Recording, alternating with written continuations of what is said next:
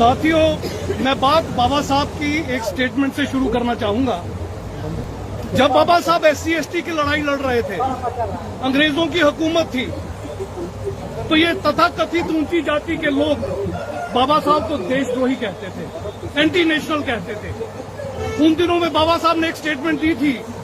कि अगर देश और मेरे बीच में कभी कंपैरिजन हुआ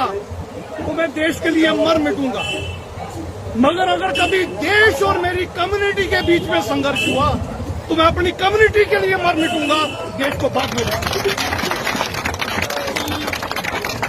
उसके बाद संविधान आया और संविधान में हमें हक हकूक मिले, लेकिन बड़े अफसोस के साथ ये कहना पड़ता है कि बाबा साहब की दूसरी स्टेटमेंट जब आप सुनेंगे तो आपको पता चलेगा हमने गलती कहां कर दी।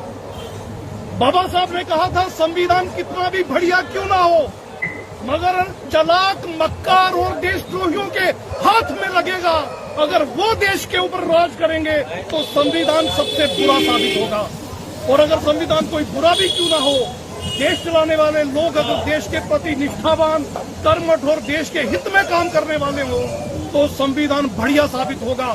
एग्जाम्पल इंग्लैंड की देता हूं, वहां रिटन कॉन्स्टिट्यूशन नहीं है और दुनिया की बेस्ट डेमोक्रेसी है, क्योंकि वहां के रूलर अपनी कौम के